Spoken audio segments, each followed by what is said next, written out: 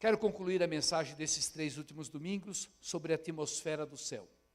Amós capítulo 9, de 11 até o verso 15, e eu quero concluir com o que Deus coloca para completar. Eis, portanto, que naquele dia levantarei a tenda caída de Davi, consertarei o que estiver danificado e restaurarei as suas ruínas.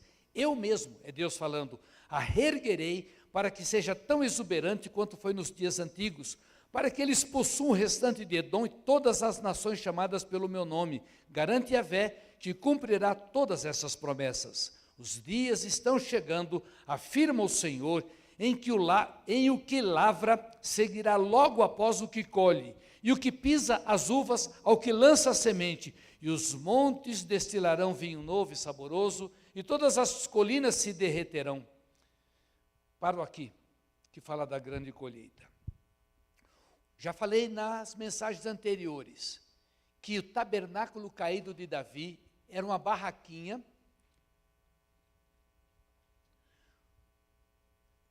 sustentada por 4 madeiras, 4 troncos de cobertura para cobrir o coral e a arca.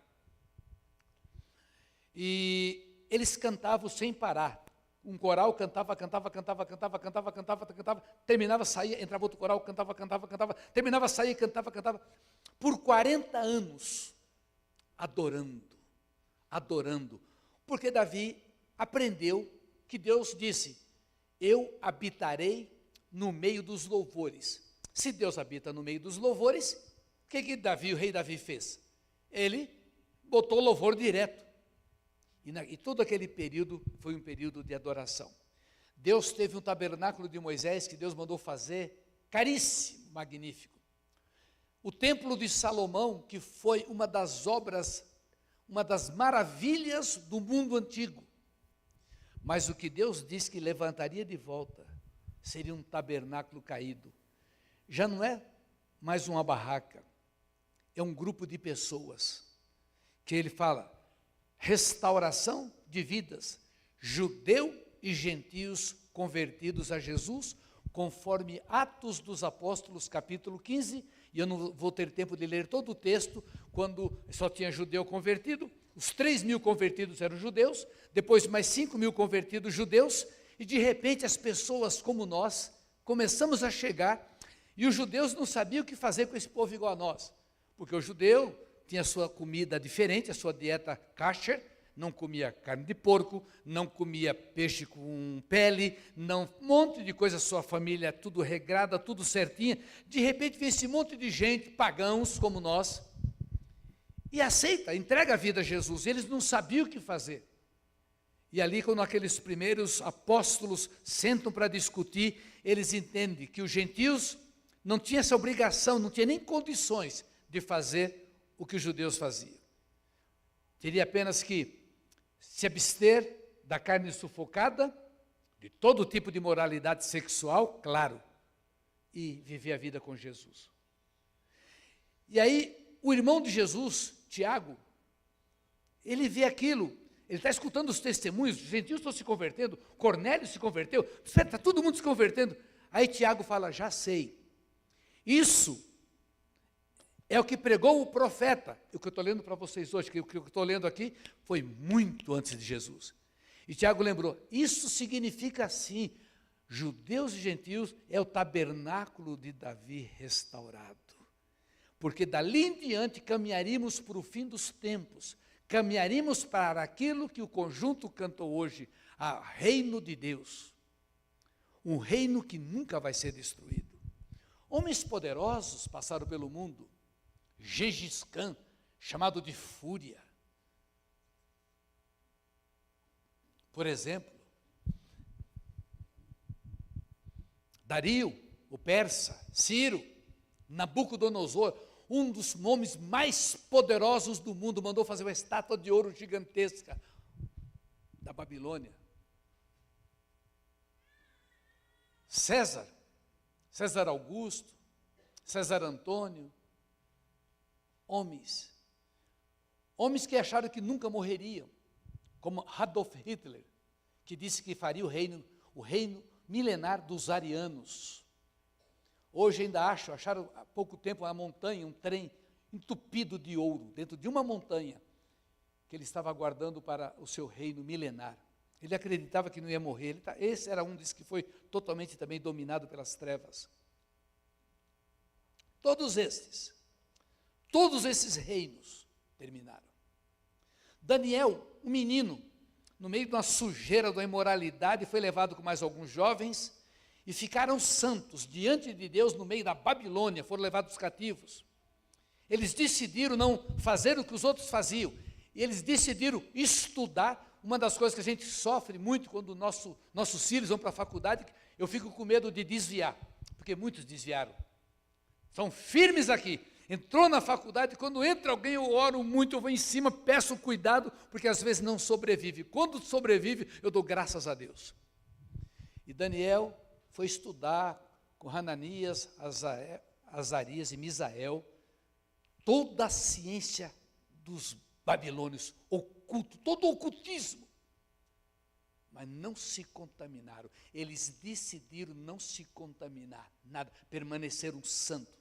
Então não é errado estudar, errado é se contaminar com as coisas do inferno. E esse Daniel, Deus mostrou para ele os reinos todos que se levantariam. Olha, esse reino vai se levantar e vai cair. Esse gigante que começou a explicar, esse é o reino da Grécia, esse é Grécia, esse aqui é Roma, esse tigre é a Pérsia, mas vai se levantar um reino. Aquela pedrinha que vai ser lançada do céu e vai crescer e vai destruir o que você viu no sonho, aquela pedra que destrói as pernas da estátua, que os pés eram de ferro e barro. É um reino que nunca mais vai passar. É um reino que virá. É o reino eterno. É o reino em que nós fazemos parte. Foi cantado hoje Apocalipse 11, 15, o reino do Senhor se tornou o reino do Deus e do seu Cristo, e ele reinará para sempre.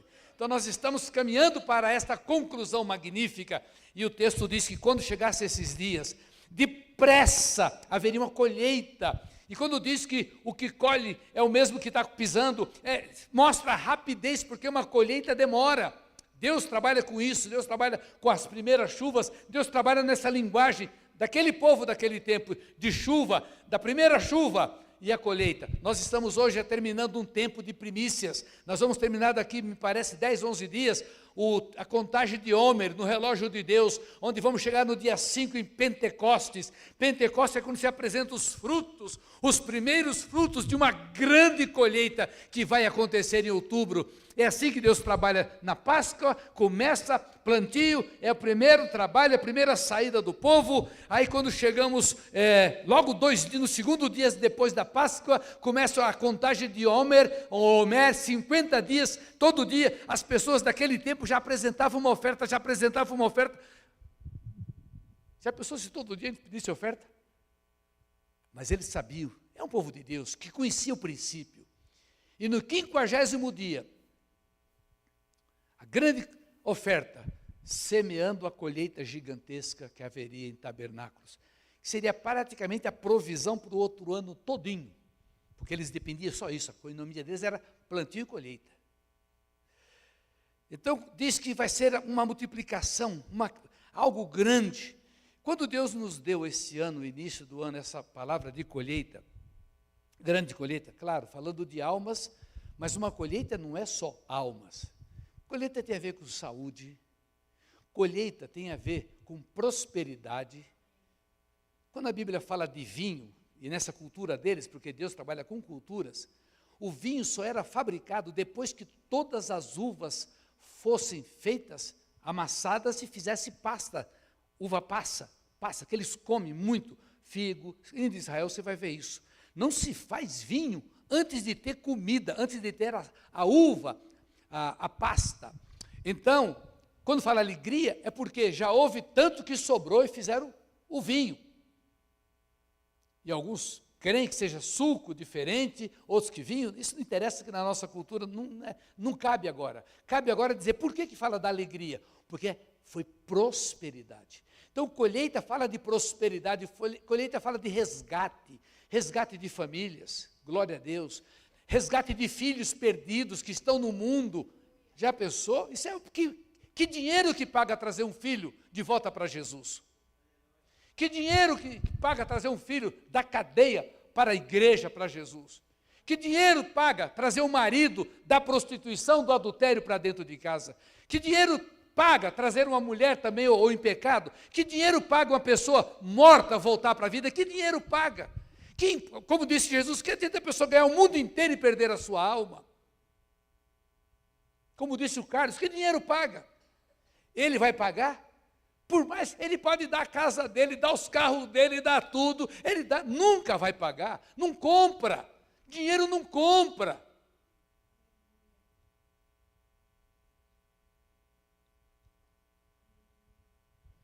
Já vi nesses meus anos, nesses 72 anos, já vi muita coisa na igreja, não foi nem fora da igreja.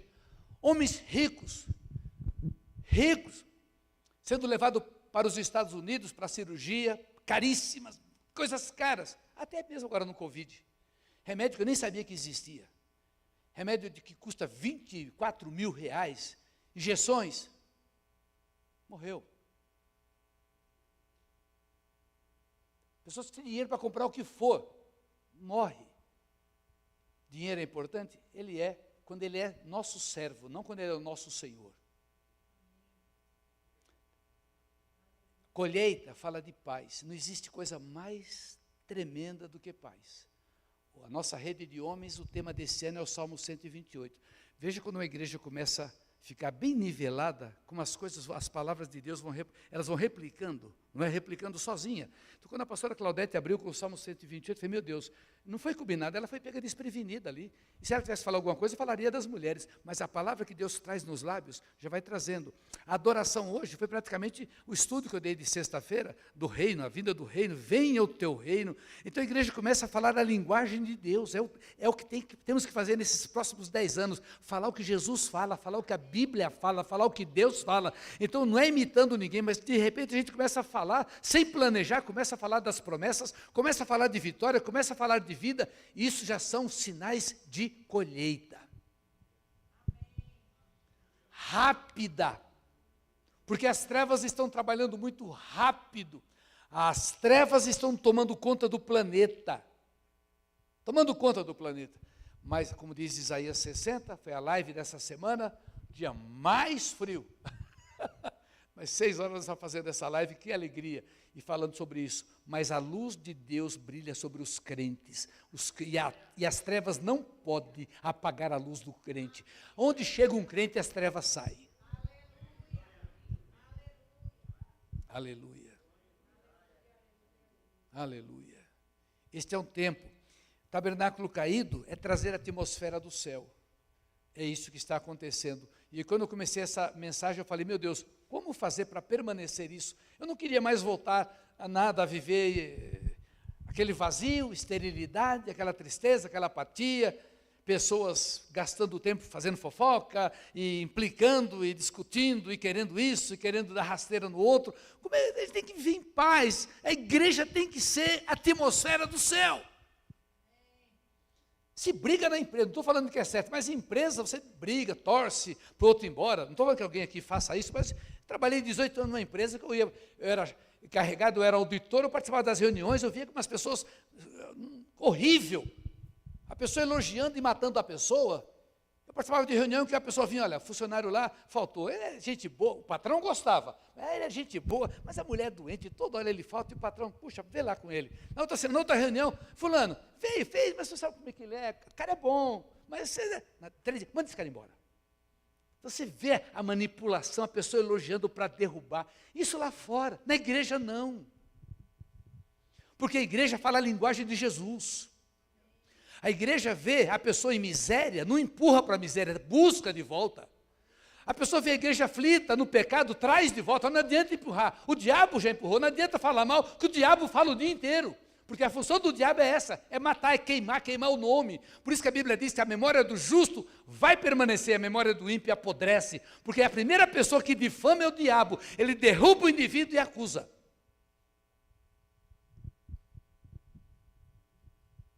A atmosfera do céu é começar a falar as palavras de Jesus. não é roupa, não é maneira de vestir roupa. Evidentemente, quem tem Jesus no coração, ele sabe se portar. Ele se veste elegantemente até, mas não precisa escandalizar, despertar sensualidade, despertar imoralidade. A atmosfera do céu é onde Deus se sente à vontade. A atmosfera do céu é onde Jesus se sente convidado, onde os anjos querem estar. Porque Deus não está no meio de sujeira. A gente vê na própria história, Deus fala, estou fora, eu saio fora. Eu saio fora. E você estuda a palavra e vê. Então não é rigor, não é se matar, não é nada muito não, é muito simples. E não é dizer que não tem pecado, porque todo mundo tem. É arrepender, começar de novo. É arrepender, começar de novo. É ser sincero, de coração. A única razão do Espírito Santo ser colocado dentro de nós é que nós não conseguimos enganar Deus. Deus é o advogado, Deus é o juiz do universo, Jesus é o advogado, e o Espírito Santo é testemunha fiel. Não adianta eu dizer, Ele sabe do meu coração. Não adianta eu fingir, eu posso enganar. Nem os homens a gente engana. A Bíblia diz, você pode enganar um povo por um tempo, mas você não pode enganar o povo por todo o tempo. Então você pode ser mentiroso, mas um dia que a mentira ela não consegue sobreviver. A mentira só sobrevive até chegar à verdade. Chegou a verdade, a mentira desaparece. Da mesma maneira, as trevas só subsistem onde não tem luz. Chegou a luz, as trevas saem. Então, para essa grande colheita, ela não vai acontecer de qualquer maneira, vai acontecer num povo que busca viver a atmosfera do céu. De religião, o mundo está cheio, ninguém aguenta mais religião. Cristo não fundou religião, não foi Cristo. Cristianismo é uma pessoa, é relacionamento. Religião, humanamente falando, matou Jesus. Quem gritou crucifica foi o povo, mas os líderes religiosos que disseram, quando estavam encurralados, não sabiam o que dizer, Pilatos querendo liberar, e eles, olha, nós vamos falar para Pilatos nós vamos falar para o César que você está... Aí já insuflaram o povo começou a gritar, crucifica, e solta quem? Solta o bandido, solta o criminoso, solta Barrabás. Quem matou Jesus, humanamente falando, ele já veio para morrer. Humanamente falando, quem matou Jesus foi religião. Como a religião matou com as cruzadas, matou judeus, matou muçulmanos, matou o povo, um sangue derramado. Quem matou o povo? As santas inquisições da Santa Igreja Romana, quando matava os infiéis, as bruxas, e dissipava. Quem mais matou foi religião. Religião não salva, o que salva é a experiência com Jesus. E um povo que se reúne, seja num prédio, seja no meio do mato, seja numa cabana, mas é um povo fiel, de coração verdadeiro. Este é o povo genuíno, esse é o cristão, não é o membro da Igreja Batista das Nações e de nenhuma igreja, é quem nasceu de verdade. Quem nasce de verdade é luz, e onde tem luz não tem trevas.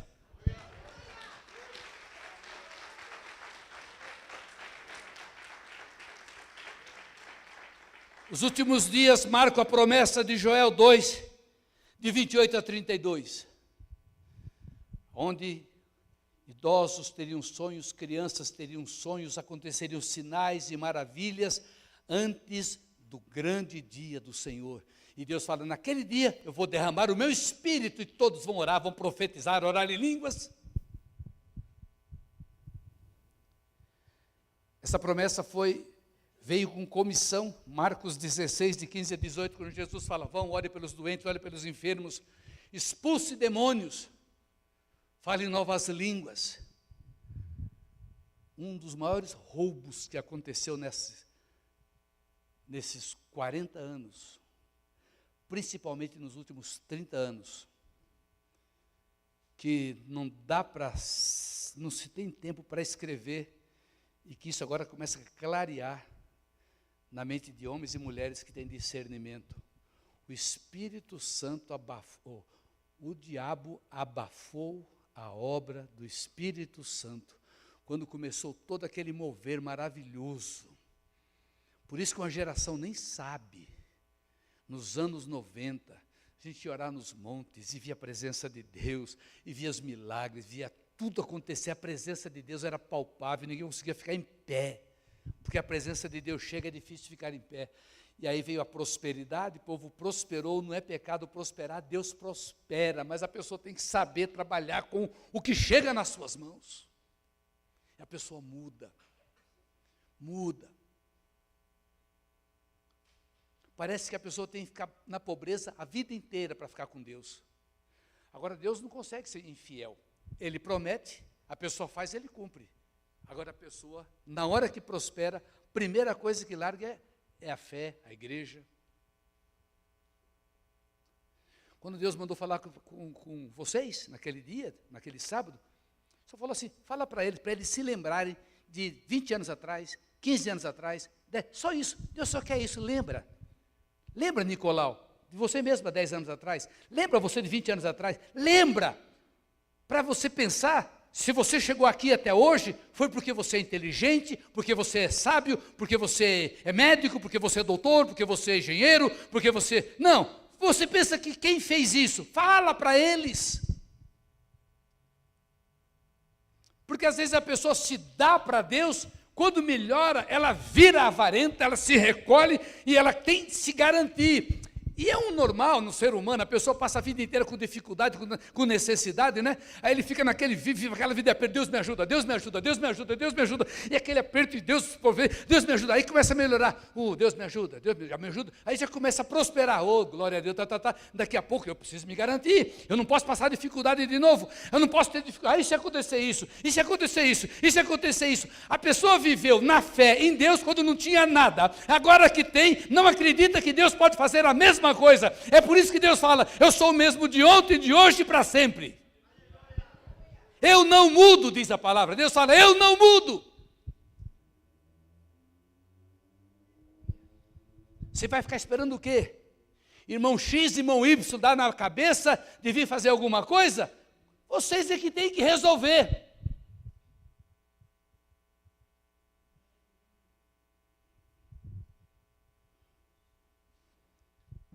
A capacitação. Jesus ressuscita, entra lá na casa dos discípulos, morrendo de medo, passa pela parede, pessoal, sou eu, olha o furo, tem fantasma aqui não. E aí, parte o pão e diz, mas vocês não podem sair, vocês não têm condições. Permaneçam na cidade até que do alto sejais revestidos de poder. Lucas 24, 49, João 20, e eles ficam na cidade orando, nesse período nosso aqui, nesse período aqui, nós estamos no período da contagem de Homer, nesse período, até chegar domingo, dia 5 de junho, esse cara orando, a gente não pode sair, se a gente sair, a gente não vai aguentar o tranco, e não aguentava mesmo, nós só podemos fazer no poder do Espírito Santo, eles nem sabiam direito isso, eles estavam esperando a promessa do Pai. Aí, em Atos dos Apóstolos 2, no Pentecostes, enquanto eles estavam reunidos orando na festa de Pentecostes, o Espírito Santo cai. A palavra diz, não é veio. A palavra diz, não foi lançado. O Espírito Santo cai sobre todos. E eles recebem aquele poder e começam a orar em línguas, em todas as línguas, e ali começa. São capacitados pelo poder de Deus, e ali começa-se, porque na força do homem você não ganha nada. Você pode ganhar o que o homem pode produzir, mas as coisas de Deus só no poder de Deus. E ali a igreja explode, do nada tem 3.000, de 120 vai para 3.000, 5.000, e aí começa uma avalanche. E nós somos capacitados.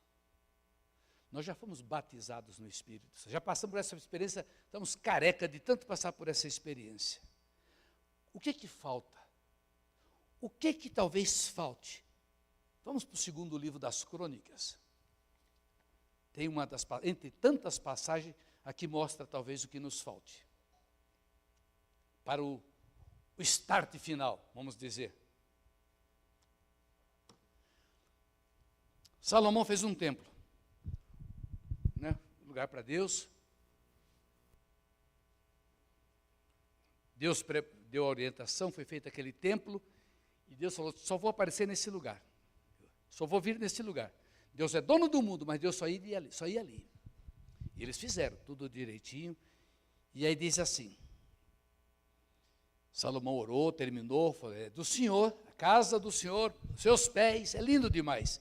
E aqui nessa passagem diz assim, ora, quando os sacerdotes saíram do lugar santo era uma parte lá dentro, era dividido, e tinha um lugar que só entrava, era o santo dos santos.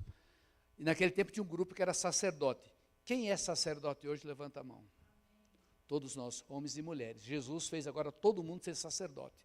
Quando os sacerdotes saíram do lugar santo, e de fato todos haviam se consagrado, consagrar é ser santo, é consagração, é com a sagração, é sagrado. Sagrado, se você é sagrado, você é consagrado, você está junto, você está separado para Deus, você é de Deus. Então todos estavam consagrados, não importando a divisão ou a classe e os grupos. Significa, não importa se é da rede de mulheres, não importa se é da rede de homens, não importa se é discipulado, não importa se é diácono, não importa se é pastor, não importa se é jovens, não importa se são crianças, não importa se são adolescentes, não importa se é equipe missões, não importa se é equipe de dança, não importa se é artes, não importa nada, não importa a equipe, todos, não importando a divisão ou classe dos seus grupos, todos estavam consagrados, não só os líderes, não só as equipes, os apoios. Os levitas, músicos e cantores, todos eles, isto é, Asaf, Remã, Geduto e os filhos e parentes deles, vestidos de linho fino, a roupa aqui está falando de santidade, não é a roupa em si, linho fino, branquinho, significa pureza, com símbolos, com alaúdes, com harpas, estavam em pé do lado oriental do altar, juntamente com eles 120 sacerdotes, todos tocando trombetas. Os que entoavam as trombetas e os cantores louvavam e agradeciam Yahvé a uma só voz, era um vozerio, aleluia, glória a Deus, santo é Deus, tocando, aleluia, glória a Deus, era isso mesmo, era barulheira. Olha, se você não gosta de barulho, peça a Deus para não ir para o céu, porque a Bíblia diz, e houve um momento no céu de 30 minutos, né, pastor Deus, de silêncio. Se a Bíblia fala que houve 30 minutos de silêncio, significa que o resto? Então, se você tem dificuldade, se a palma te incomoda, se o glória a Deus, aleluia, te incomoda, procura outro lugar. E eles cantavam em uma só voz, porque Ele é bom e o seu amor dura para sempre. Grifei, vamos repetir, Deus é bom e o seu amor dura para sempre. Queridos, isso é chave, né? Não é coisinha, grava isso. Deus é bom e a sua misericórdia dura para sempre. Deus é bom e a sua misericórdia dura para sempre. Deus é bom e a sua misericórdia dura para sempre. Em seguida que eles estavam cantando isso, toda a casa se encheu de uma fumaça, de uma nuvem de glória de Yahvé, e de tal maneira que os sacerdotes não conseguiram permanecer em pé para dar sequência ao serviço religioso. Não conseguiram ficar em pé, tinham um serviço, mas eles caíram no poder de Deus. Porquanto a glória do Senhor tomou conta daquele lugar. Eu nunca tinha visto isso na minha vida. Eu nunca vi gente cair no poder de Deus. Eu já vi a pessoa cair de qualquer maneira, eu já vi a pessoa cair porque se jogou, mas eu nunca vi. Graças a Deus que eu nunca vi, porque o dia que eu vi, que esses olhos viram, esses olhos que a terra não vão comer, porque eu vou ser arrebatado em nome de Jesus.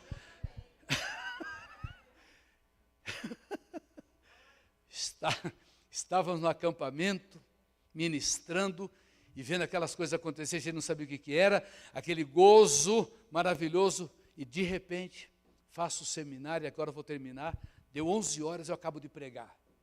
O general está aqui. Lembra, Carlos? O general está aqui. Mas eu falei pela fé, não vi nada, não vi general nenhum, é pela palavra.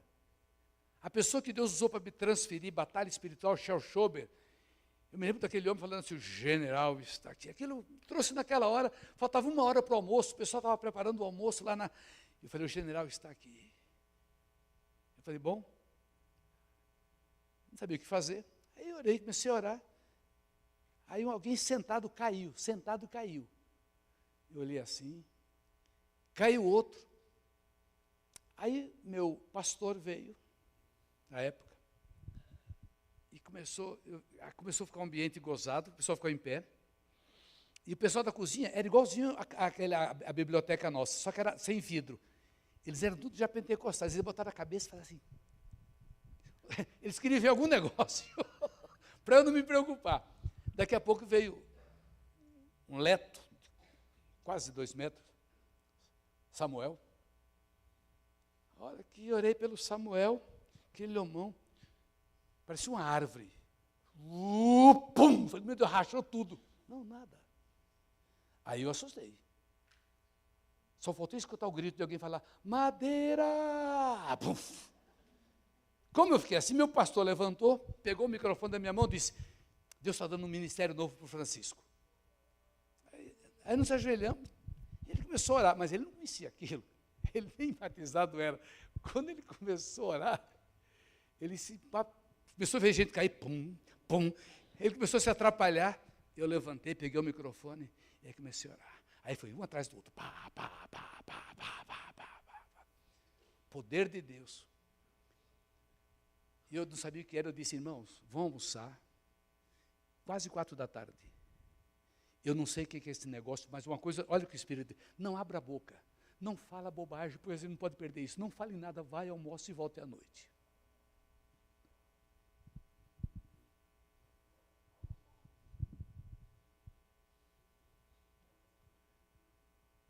E ali nós vimos. E ali no sítio do Sal, começou algo. Na tarde, entre aquele almoço e a noite, me apareceram um monte de pastores da região de Nova Odessa. Do nada sabia. Ore por nós. Eu esgotado. Entramos num quartinho lá, pá, pá, pá. Eu sou, meu Deus do céu. Aí começa a pegar toda a região e pega o Brasil. Foi isso que aquele apóstolo disse, que em 92 ele escutou o que estava acontecendo em Valinhos. Começou. Nós vimos, e há testemunhas oculares, há testemunhas aqui. Agora a Bíblia diz em Hebreus, vou falar as testemunhas agora. Quem viu a glória de Deus e penetrou nesse nível, Hebreus 6, e voltou atrás, não tem mais perdão, porque está pisando o sangue de Jesus. Discute-se muito se crente perde salvação ou não. Por muito tempo, pela maior parte de tempo da minha vida, eu cria inflexivelmente no calvinismo. Uma vez crente, sempre crente. Mas eu fui obrigado a mudar, por entender que existem muitas mais coisas que vão além do meu entendimento. Porque Deus deu tanta liberdade para o homem, agora aprendendo, principalmente agora estudando sobre o que é o homem, o que é a criação, naquela mensagem que eu preguei sobre a glória da criação.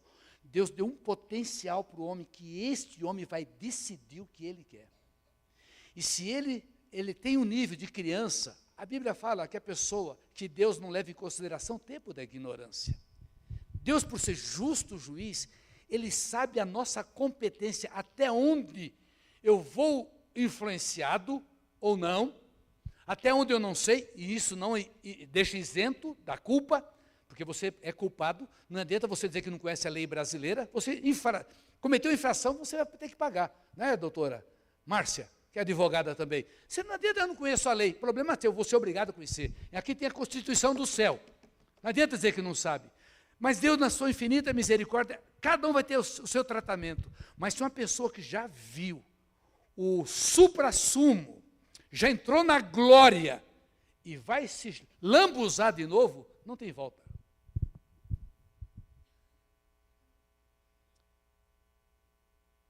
Concluo, buscando a atmosfera do céu, lendo Hebreus 12, de 21 em diante. Vou ler bem devagar, depois eu vou orar por quem quiser, pela igreja, lógico, e quem quiser. Mas eu vou ler bem devagar.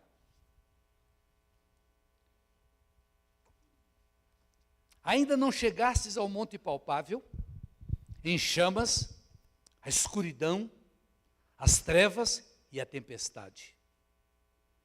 E ao canglor da trombeta, ao som das palavras, que os que a ouviram rogarem que não se pronunciasse mais, porquanto não podia suportar o que lhes era ordenado. Até mesmo o animal, se tocar no monte, deve ser apedrejado. Vou parar um pouquinho. Quando aquele povo disse, Moisés, vai você falar com Deus que a gente não quer ouvir. Pode parecer desprezo do povo, mas o povo não aguentava. A voz de Deus é trovão, é tempestade. A voz de Deus para juízo, que eu falo que a voz de Deus é baixinha, para aquele que busca, como Elias, como um sussurro.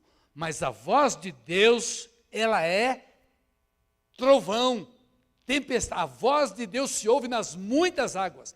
A voz de Jesus, a voz como de muitas águas. O que é a voz de muitas águas? Cachoeiras, pancadas, ondas gigantescas. Aquele que tem a voz como de muitas águas. E olha o que acontece. Moisés era o homem de Deus, era o único homem que via Deus, via a glória de Deus, disse. Aquela cena era tão terrível que Moisés exclamou, eu estou aterrorizado e trêmulo. Agora, escute só, naquele momento do Horebe, quando Deus estava dando os 10 mandamentos, que o animal encostava naquela montanha, caía morto, ninguém podia subir, Moisés tremendo, isso não tem nada a ver com hoje. Mas sério, não é que a gente tem que olhar para isso, aquilo lá é nada diante de hoje. Ouça só, vocês não estão lá, mas vocês chegaram ao Monte Sião, a cidade do Deus vivo, a Jerusalém celestial, a jubilosa reunião dos milhares e milhares de anjos, a igreja dos primogênitos, cujos nomes estão escritos nos céus, a Deus o juiz de toda a humanidade, aos espíritos dos justos, agora perfeitos, a Jesus o mediador de uma nova aliança, e ao sangue aspergido, que se expressa com mais veemência do que o sangue de Abel. Cuidado, na minha Bíblia está, cuidado, exclamação, eu grifei de vermelho, cuidado, não rejeiteis aquele que fala, pois se não escaparam os que rejeitaram aquele que os advertia sobre a terra, muito mais nós, se desprezarmos aquele, A maiúsculo, aquele que nos admoesta dos céus, que é Jesus que está no céu.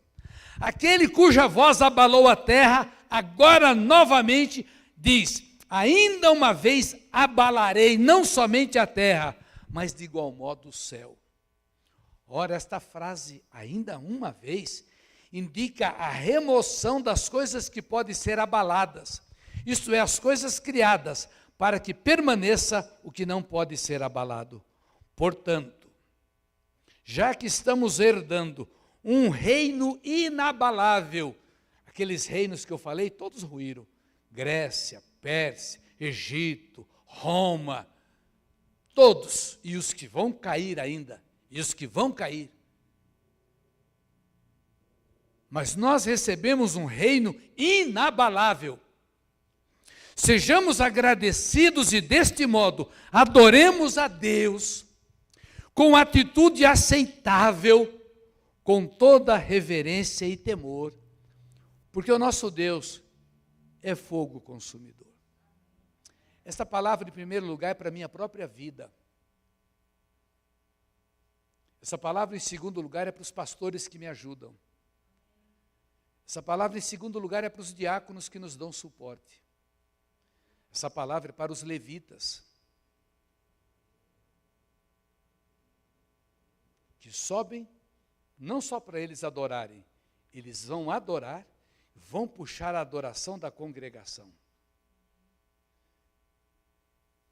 Eu não sei quem tem mais responsabilidade. Eu sei que o pastor é o líder, é ele que vai prestar conta. Pedro disse que os pastores vão prestar contas.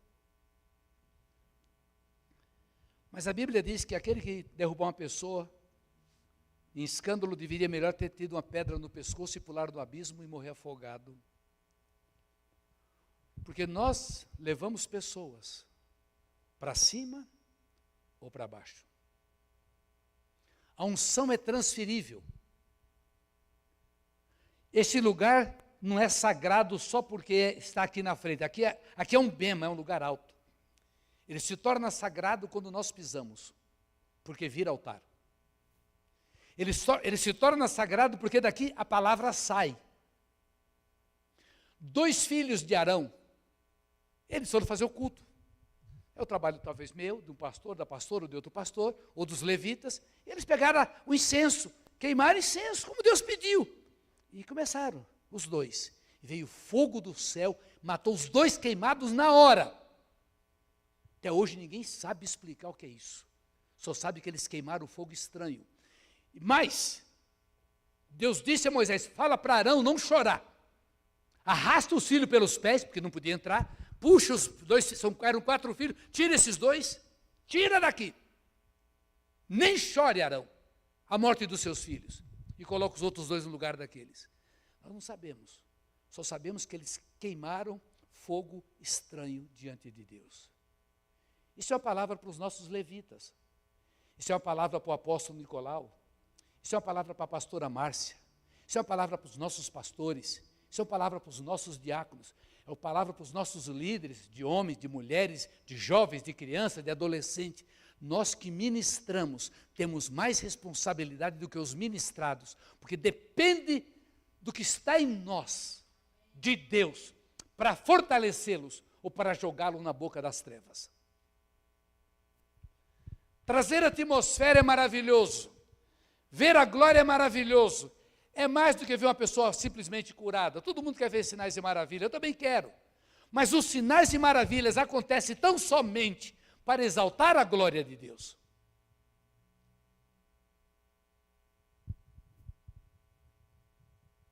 Sinais e maravilhas é para provar que o reino chegou. Jesus fala, se eu expulso demônios, é porque o reino chegou. E ele manda todos nós expulsar demônios. As curas, sinais e maravilhas, é que o reino chegou. E ele manda nós orarmos por sinais e maravilhas. Só que Deus não compactua com trevas.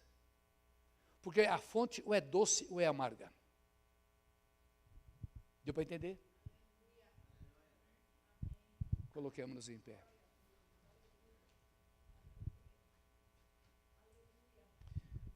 Eu quero a atmosfera do céu. Mas tem preço. A salvação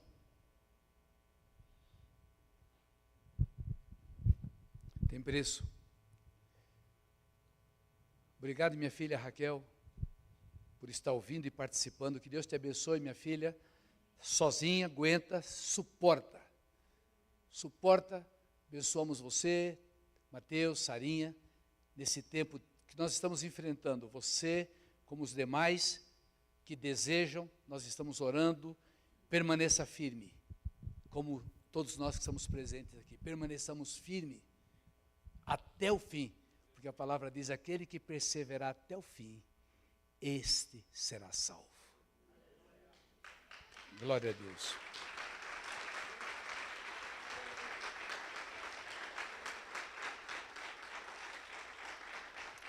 Feche os seus olhos. E agora comece a orar. Quem quiser pode ajoelhar, quem quiser vir até aqui. Quando eu chamo à frente, deixa eu dizer, não é que eu estou me achando melhor não, eu vou orar porque eu sou ministro, nós somos ministros, é porque nós temos que fazer isso. Pastora Márcia veio para cá também.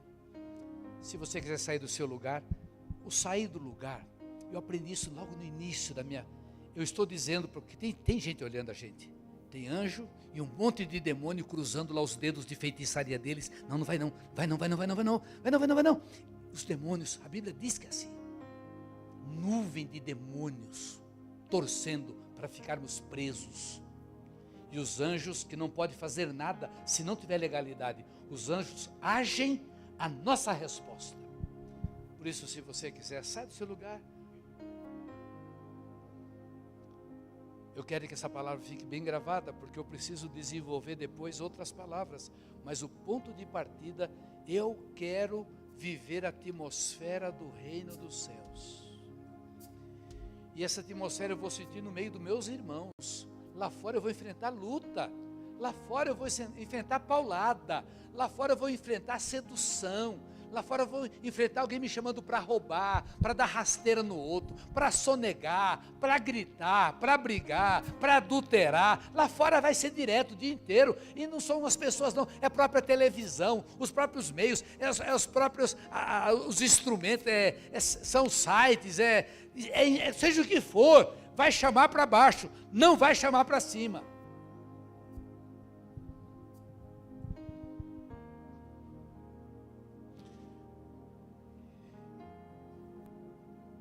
Respeito quem precisar ir embora, eu abençoo, mas eu quero tocar em cada vida. A pastora Márcia vai estar orando, não me cansarei,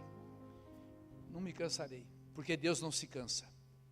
Enquanto a vida, mas eu já me arrependi a semana passada e caí de novo, então volta de novo. Seja bem-vindo, porque não tem outro lugar se não for no altar. Somos joga-barro, lixo sobre nós. Daqui a pouco, amanhã, terça, quarta, quinta, sexta, sábado, o diabo vai jogar lixo de todas as maneiras. E às vezes um ou outro entra.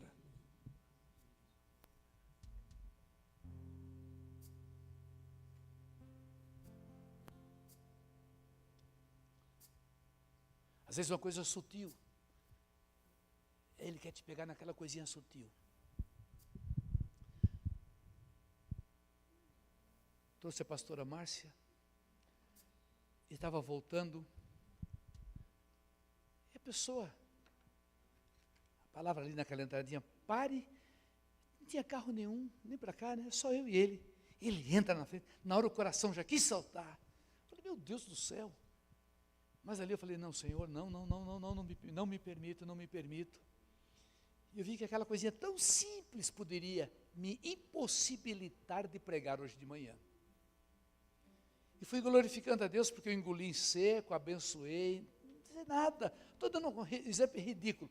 De repente eu chego no condomínio, um carro entra na frente, mas na hora assim, de mau prazer, eu falei assim, apontei com a mão, passa. Naquele passo o Espírito Santo disse, esse é o teste. Se você fosse reprovado ali a 100 metros, 200 metros, você não teria nada o que fazer agora, porque você já estava contaminado. Estou dando um exemplo bobo, mas como as coisas são sutis. Como são sutis. Você pode orar?